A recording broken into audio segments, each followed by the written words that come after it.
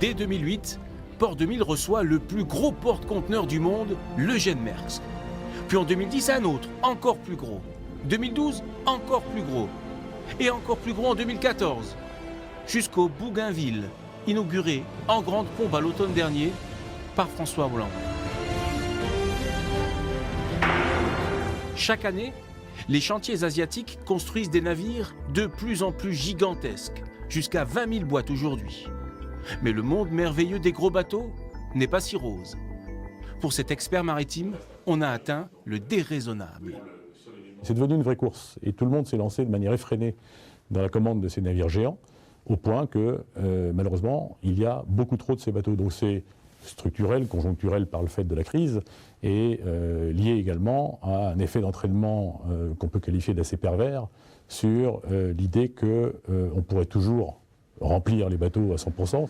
Or aujourd'hui, ils ne sont pas assez remplis. Résultat, les compagnies se livrent à une véritable guerre des prix qui a précipité les taux de fret au plus bas. En 2014, importer un conteneur de Chine au Havre coûtait 3 000 €. Aujourd'hui, 200 €. Un tarif dérisoire que les armateurs ne peuvent plus supporter. Ces taux de fret sont ridiculement bas. Ce n'est pas tenable d'avoir des prix de transport qui aujourd'hui sont plus faibles entre Shanghai et Le Havre qu'entre Le Havre et Clermont-Ferrand par route.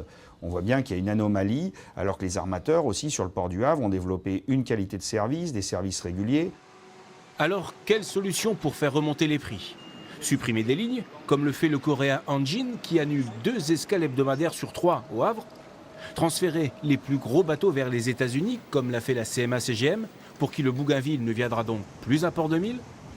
Ou laisser les navires à quai vides pendant quelques jours ou plusieurs mois pour réduire l'offre et relancer la demande?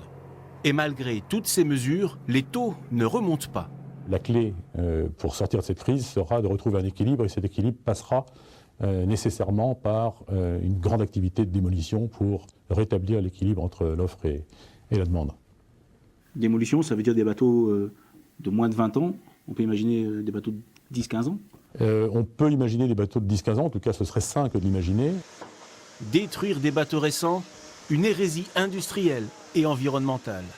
L'écologie était pourtant mise en avant par les armateurs qui expliquaient que, grâce aux économies d'échelle, plus le bateau est gros, moins une boîte pollue.